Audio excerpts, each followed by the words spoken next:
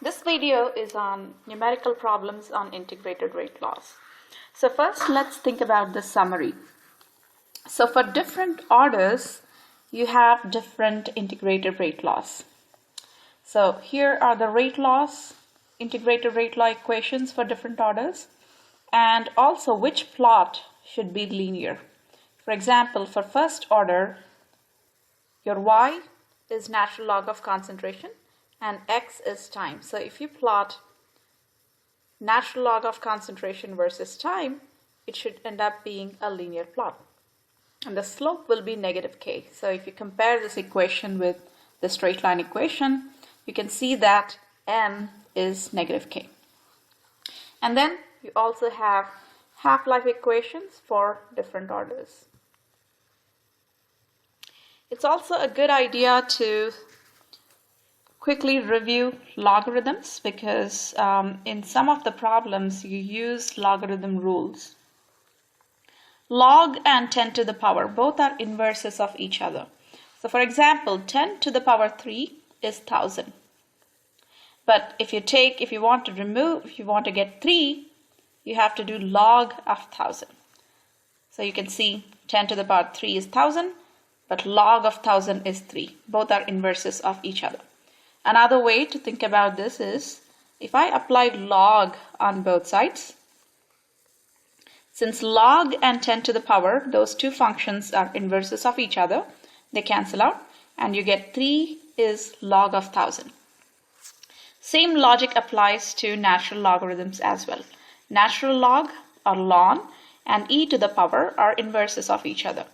So here's an example. E to the power 2 is 7.389, but the inverse of e to the power is ln. So if you apply ln on 7.389, you get 2. And that's what is written here. 2 is ln of 7.389. Another way to think about this is if you apply ln on both sides, ln and e to the power are inverses of each other. So those two functions cancel out and you get 2 is ln of 7.389, which is what is written over here. Some logarithm rules: log of x to the power y. The exponent can be shifted to the front and it can be written as y times log of x. Log of a plus log of b will be log of a times b. Log of a minus log of b will be log of a over b. These rules apply for natural logarithms as well. So here are two important strategies that you must be aware of when you're solving problems. So 2 to the power x is 1024. How to find x? Well, when you want to find exponent, take logarithm on both sides. It could be natural log or it could be log to the base 10. It does not matter. So when you apply log on both sides, it becomes log of 2 to the power x is log of 1024. Now we can apply this rule and pop out the exponent. The exponent can be shifted to the front and we can write this equation as x times log 2, because I'm applying this rule for the left hand side. So x times log 2 is equal to log 1024. Now we can solve for x because x and log 2 are multiplied to each other. So to remove log 2 from the left hand side, we just have to divide by log 2 on both sides. And now we have x. These two cancel out. X is equal to log of 1024. Put that in your calculator and divide it by log of 2. What if you want to find x in this equation? Natural log of x is 1.2. How do you find x? Again, we use the same strategy. We want to get rid of natural log on the left hand side. And what is opposite of natural log? It is e to the power. So all we do is apply e to the power on both sides. So think of it like this: e to the power and e to the power. And that's how I got this second equation. E to the power ln x is e to the power 2. And now e to the power and ln cancel out. because they are inverses of each other, and you end up with x is equal to e to the power 1.2. And you can put that in your calculator and solve for x. So be aware of these two strategies. If you want to find the exponent, you take logarithm on both sides. If you want to remove the logarithm, then you take exponent on both sides. So here are some typical integrated rate law problems. So here we have a reaction, and there are graphs, 3 different graphs that are plotted for the same set of data. The first question is, what is the order of the reactant NO2? What is the order with respect to this? So as you can see, if you plot concentration versus time, and if that turns out to be a straight line, so let's go back. If concentration versus time turns out to be a straight line, we can conclude that it is zero order reaction. But as you can clearly see, concentration versus time, it's not a straight line. If you try to fit a straight line, you can clearly see that the data points do not fit on the straight line. So we can conclude that the reaction is not zero order. Similarly, ln concentration versus time also did not give a straight line, so we can conclude that it is not first order. And since inverse of concentration versus time gave a straight line, this would be a second order reaction with respect to the concentration of NO2. So what is the order of the reactant NO2? The answer is 2. What is the rate law? Well, rate law is an equation that looks like this. Rate is equal to K, concentration of reactant, our reactant is NO2, to some exponent. And that exponent is nothing but the order. And since we found that the order is 2, we can say the exponent here is 2. The reaction is second ordered with respect to nitrogen dioxide. It turned out to be the same as the coefficient here. The order turned out to be same as coefficient, but that may not be the same in all cases. This exponent is not related to the coefficient. So please take a note of that. So anytime you want to find the order of the reaction, this is what you do. You plot all 3 graphs and analyze which one is the straight line, and then we use what we learned about the integrated rate laws and what should be the linear plots for each order. Suppose ln concentration versus time turned out to be the most linear one. You can conclude that the order is first order.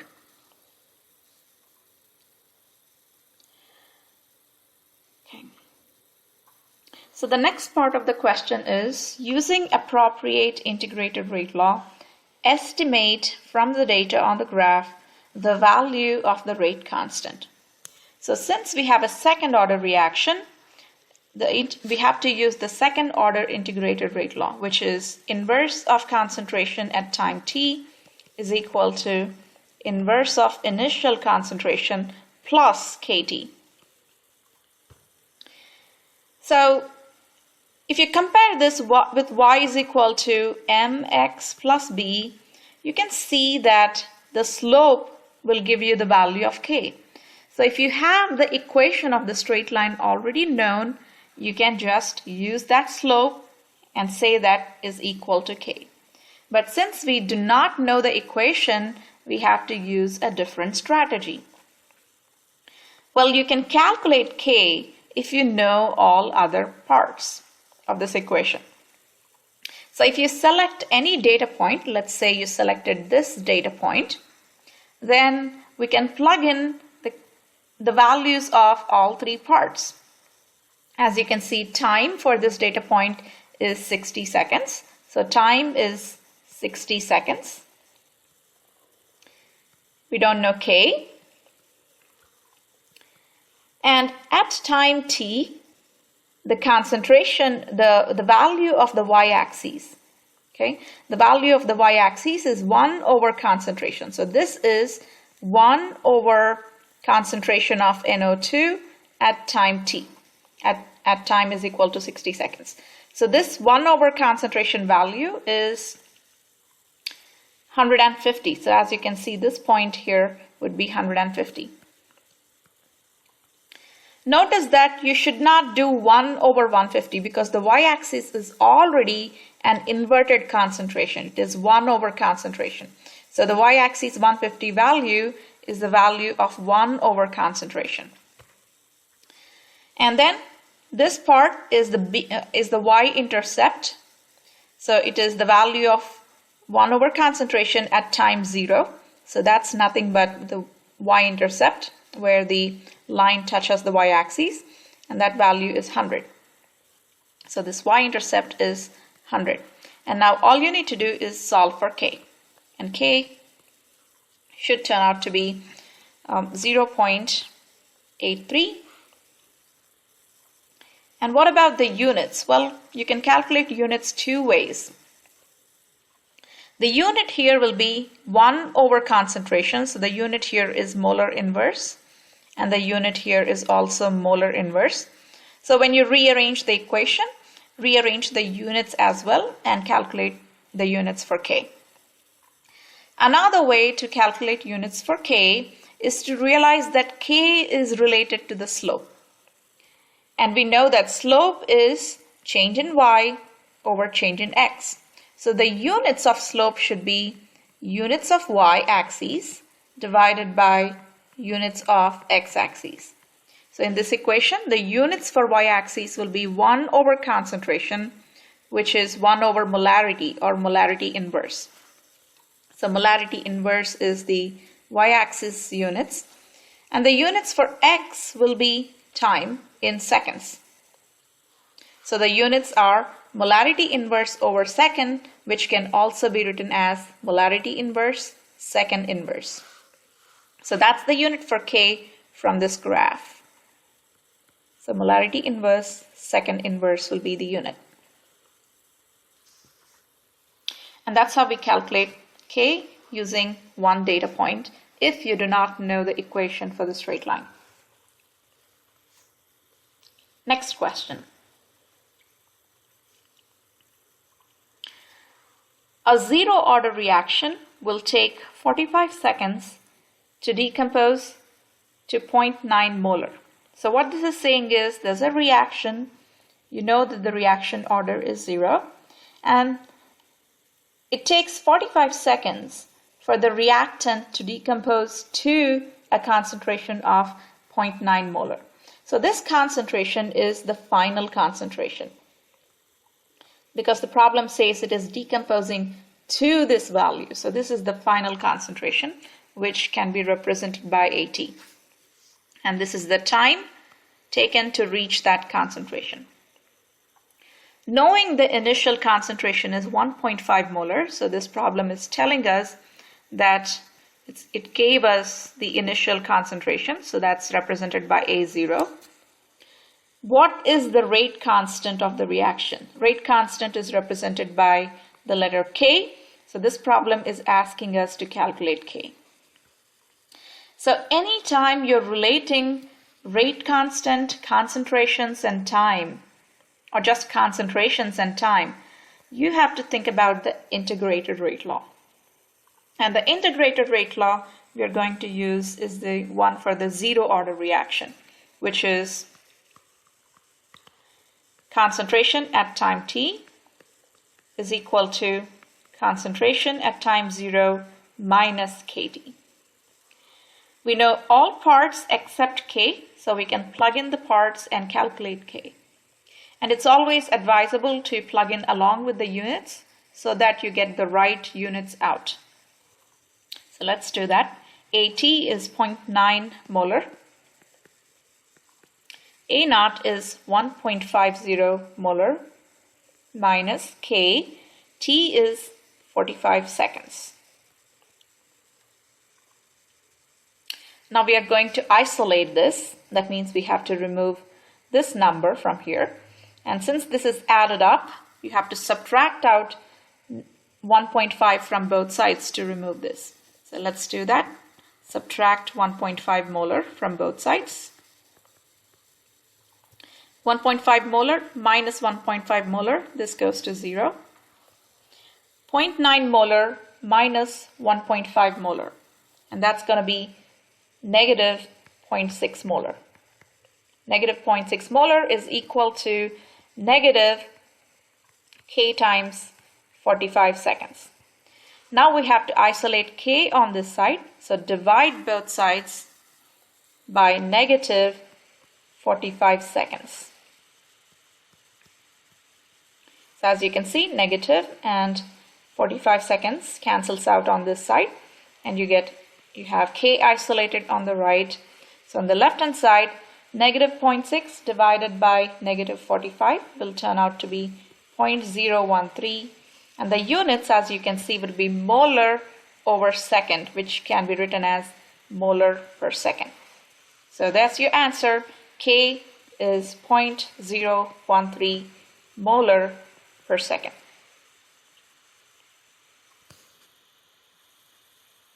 Next question.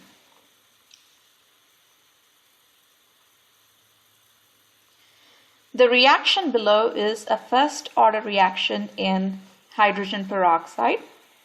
So the reaction is given to you, and the question, and it's saying that we know that the order of the reactant is 1. It's a first order reaction. A solution originally at 0.6 molar hydrogen peroxide is found to be 0.075 molar after 54 minutes. The half-life of the reaction is blank minutes. So we are asked to calculate the half-life of the reaction. So let's go ahead and write down the half-life equation. Well, think about it. Whose half-life equation should you write? Well, the first order's. And the formula for the first order half-life is natural log of 2 over K. So you can calculate the half-life if you know the value of the rate constant. But the value of the rate constant is not given to us. So let's see if we can figure it out from the other data given to us. So the solution is originally at 0.6 molar, meaning this is our initial concentration. I know that it is initial because the problem says originally at 0.6. So this is the starting concentration of your reactant. And the solution was found to be 0.075 molar after 15 minutes. So this is the final concentration, some represented by AT, and the time it took to go from here to here is 54 minutes. So that's your time. And since we have concentrations connected to time, we have to think about integrated rate law for the first order reaction. So the integrated rate law for first order is ln of AT is equal to ln A naught minus KT. So we have all parts of this equation except the K. So let's substitute ln AT.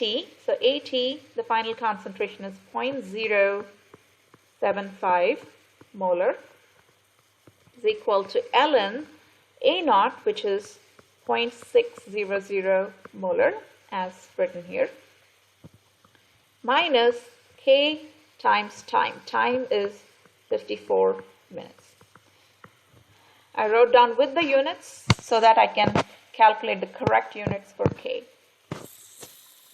So you have to isolate this term with K. That means you have to remove this term from the right hand side. So you subtract out ln 0.0600 molar. So do the same on the left hand side. Subtract out ln 0.060. Those two add up to 0. So ln 0.075 minus ln 0.060. These are just units, so don't put them in the calculator, just put the numbers. Ln of this minus ln of this and that should give you negative 2.09. So negative 2.09 on the left hand side is equal to negative k times 54 minutes. And now we have to isolate k on the right hand side. So divide both sides by negative 54 minutes.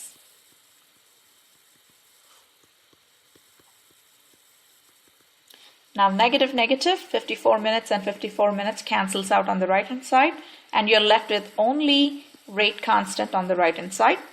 And when you evaluate this, negative 2.09 divided by negative 54 should give you 0.039, and the units should be 1 over minutes. Minutes is in the denominator, so it should be 1 over minutes, also written as minute inverse. So we found k. Now we are ready to find t half. Don't forget the question is not asking for k, it's asking for half-life.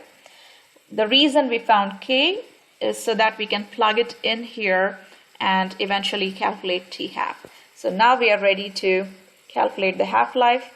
It's just plug and chug. ln2 divided by k. K is 0.039 minute inverse.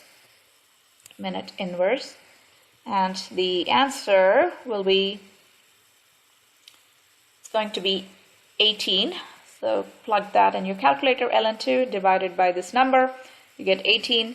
And the units are 1 over minute inverse. 1 over means inverse. So inverse of minute inverse will be just minutes. And half-life is a measure of time, so of course you should get units of time. So that's the answer. Next question.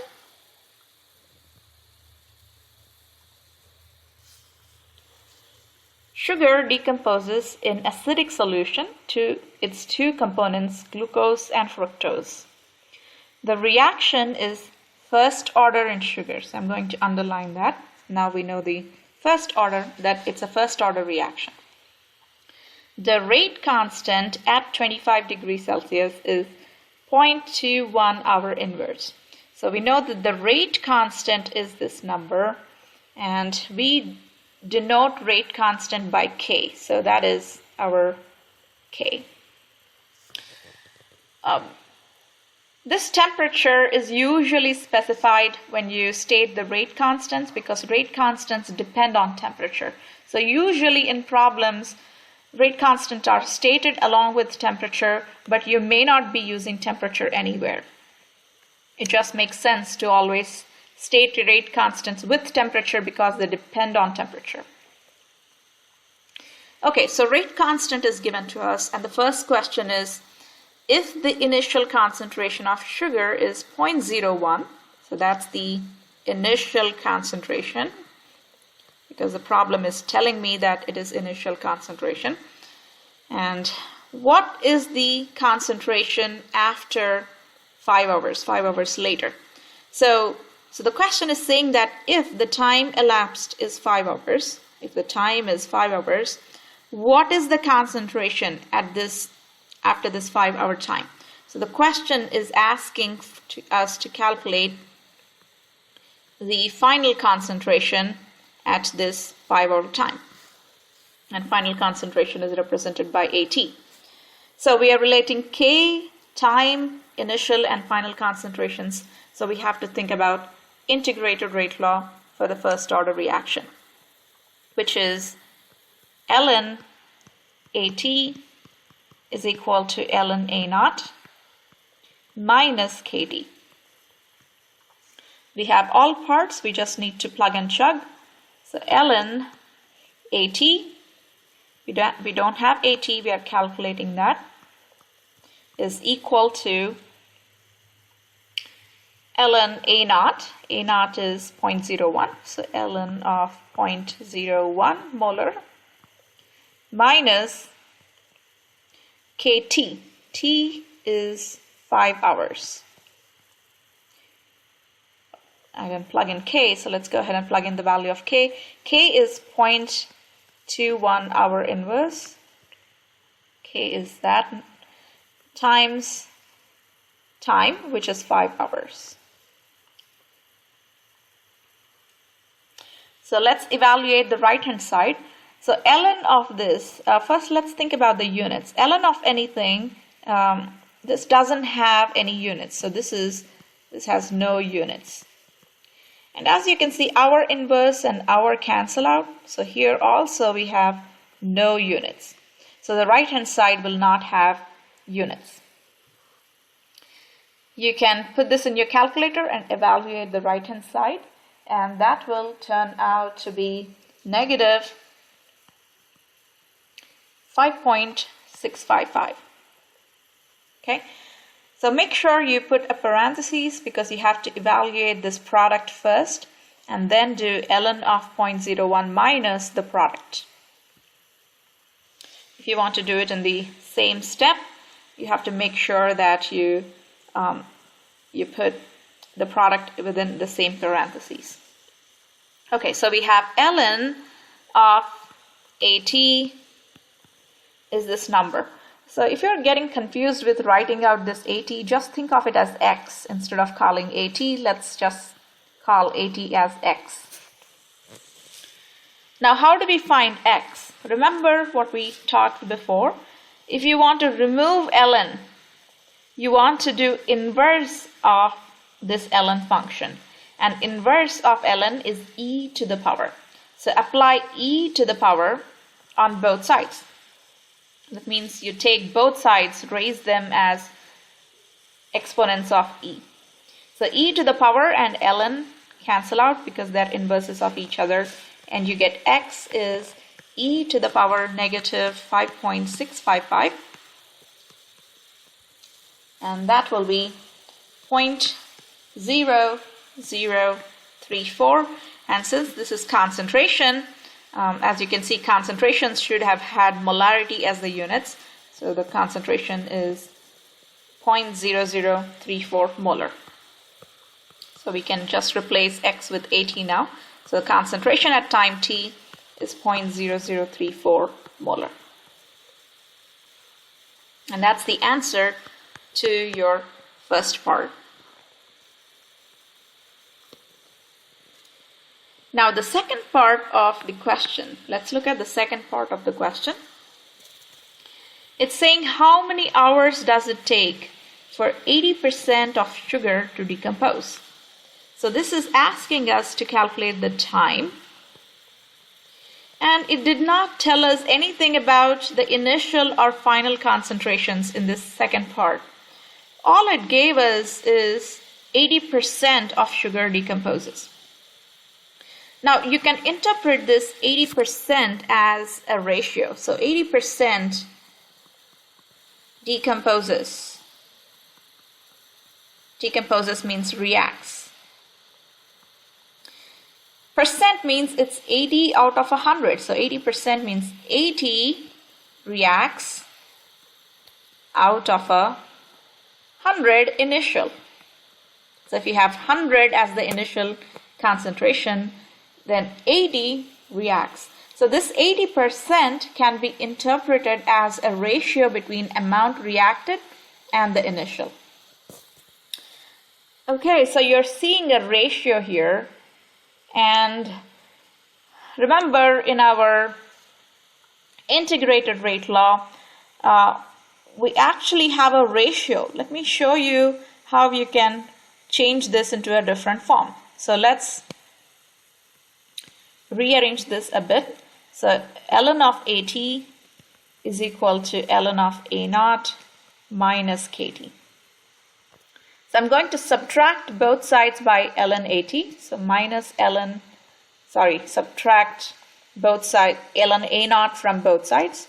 So subtract ln A0. And these two add up to 0. And here you have ln AT minus ln A0. So I'm going to apply a rule here.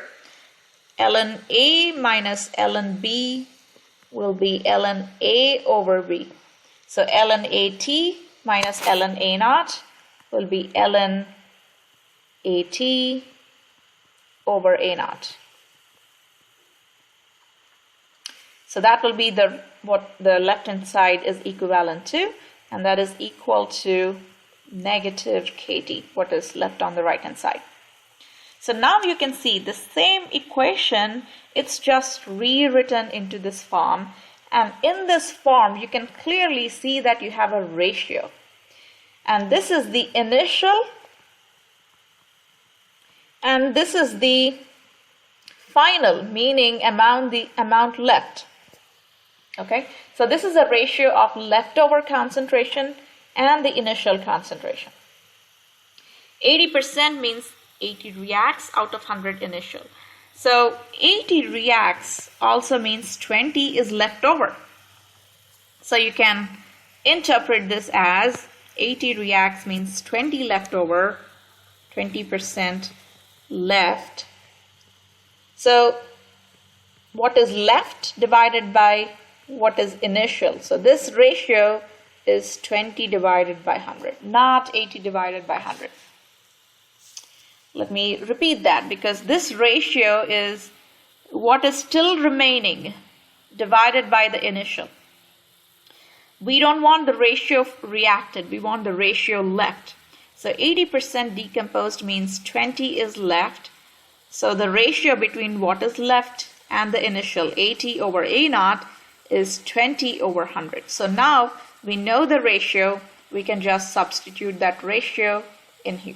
So let's do that. Ln of AT over A naught will be 20 divided by 100. You can write 0.2 if you want, is equal to negative K. K is still the same. The rate constant should not change because it's the same reaction and we are not changing the temperature. So K will be the same value.